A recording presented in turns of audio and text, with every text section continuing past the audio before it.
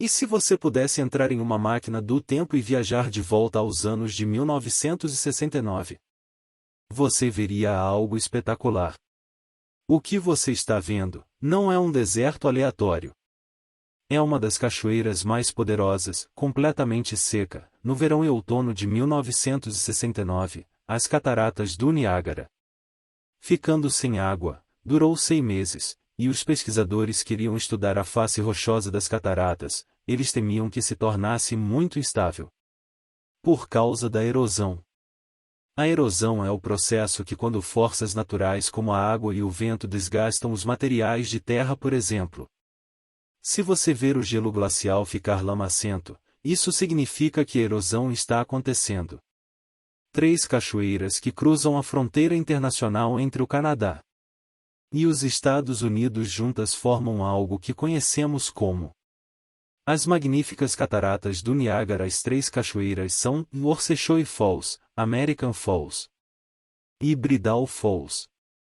As cataratas do véu, do maior para o menor, as cataratas americanas estão totalmente na inteligência artificial americana, enquanto as cataratas Worcestershire são principalmente no lado canadense dividido por Goat Island. O véu nupcial Falls, o menor de todos eles, estão no lado americano, mas separados dos outros, por Luna Island. A América e o Canadá não têm uma fronteira natural legal. Muitos não acreditavam que poderíamos realmente ir contra a natureza selvagem, e impedir que quantidades tão insanas de água fluíssem, mas conseguimos. Foi necessária uma represa de 600 pés no enorme rio Niágara para realmente fechar essas surpreendentes quedas, o que significa que eles tiveram que desviar 60 mil galões de água a cada segundo para que o fluxo restante percorreu as maiores quedas em forma de ferradura, aquelas que estão completamente no lado canadense da fronteira. Mais de 27 mil toneladas de rocha foram usadas para construir aquela represa e mais de 1.000 caminhões carregaram aquela rocha no verão quente de 69. Em 12 de junho, as cataratas americanas pararam após seu fluxo contínuo, por mais de 12 mil anos, então a queda da ferradura pegou o fluxo extra e o absorveu. Para que a pesquisa pudesse ser feita, mas os moradores ainda estavam preocupados, eles sabiam que não era possível controlar essa quantidade de água. Eles temiam que a água tomasse um caminho diferente e causasse uma inundação catastrófica. Eles estavam preocupados que os turistas não viessem mais. Se as equipes não conseguiram fazer a cachoeira voltar a fluir como antes, mas os turistas continuaram chegando mesmo naquele verão e tiveram uma chance única de ver algo que ninguém nunca tinha visto antes ou depois naquele período. Havia até uma passarela temporária construída a apenas 6 metros da orla da agora Dry Falls ajudou os trabalhadores a limpar o fundo do que costumava ser um rio, para que os turistas pudessem ir até lá e explorar a paisagem selvagem das quedas que geralmente ficavam sob a água hostil e inacessível para os visitantes. Enquanto exploravam o fundo seco das cataratas, os pesquisadores se depararam com milhões de moedas diferentes que as pessoas jogaram na água ao longo de décadas, talvez para fazer um desejo ou para algum outro propósito. Uau! Um cofrinho das cataratas do Niágara. Bem, eles removeram a maioria dessas moedas. Eu me pergunto quem as conseguiu, mas nas últimas 2 décadas, mais e mais turistas vêm aqui. Imagine todas as coisas que eles poderiam encontrar agora: mais moedas, é claro, mas também câmeras perdidas, drones, telefones, celulares e outras coisas. Visitantes descuidados podem acidentalmente deixar cair nas cachoeiras. A ideia de remover toda a água e transformar as cataratas do Niágara em um deserto provou ser possível, mas pode precisar ser feito novamente em 2020. A mídia informou que as pontes de pedestres nas cataratas do Niágara precisavam ser substituídas ou consertadas. Não é de admirar, pois tem quase 120 anos essas pontes estão localizadas acima das corredeiras. Especialistas discutem se devem desviar a água mais uma vez ou não.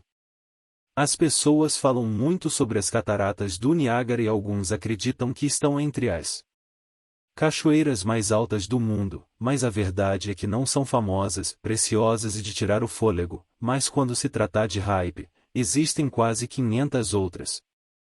Cachoeiras em todo o mundo que são mais altas do que Niágara. Vamos pegar Angel Falls na Venezuela, por exemplo, a mais de 3.000 pés de altura, mas o que torna as cataratas do Niágara tão especiais entre outras cachoeiras é a quantidade de água que flui sobre elas. Cachoeiras muito altas geralmente não têm grandes quantidades de água. A combinação de todas essas enormes quantidades de água e altura é o que torna as cataratas do Niágara tão impressionantes. Também podem ser algumas das cachoeiras que se movem mais rapidamente em nosso planeta. O rio Niágara apareceu após a última era do gelo junto com toda a bacia dos Grandes Lagos. O rio Niágara faz parte dela 18.000 anos atrás. Eu não estava por perto, então esta incrível cachoeira não existia. Mantos de gelo cobriam a área do sul de Ontário e eles tinham 2 milhas de espessura. À medida que as camadas de gelo se moviam para o sul,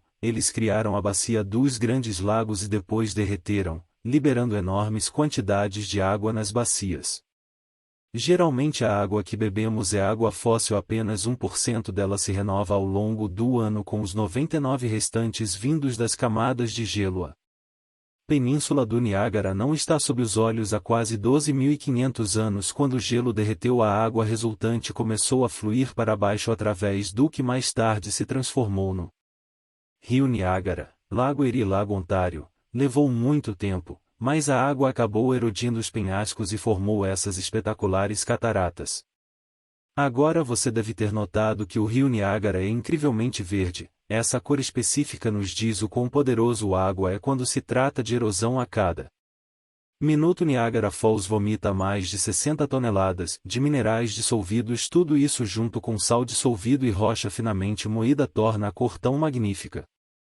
Pessoas que vivem nos Estados Unidos e Canadá, ou mais precisamente mais de 1 milhão de pessoas que terão acesso à área a usar as águas do rio Niágara para diferentes fins, por exemplo, pescar, obter água potável, fazer recreação, atividades nacionais incluindo passeios de barco a nado e observação de aves, produzindo energia hidrelétrica e muito mais. Agora, a primeira estação geradora hidrelétrica do mundo foi construída no final do século XIX e ficava bem ao lado das cataratas. Logo começou a valer a pena porque as pessoas estavam recebendo eletricidade dele. Mas essa eletricidade poderia viajar apenas 300 pés, então algo precisava ser melhorado lá. Nikola Tesla foi quem aceitou o desafio e fez as mudanças necessárias. Ele descobriu que a eletricidade poderia percorrer longas distâncias.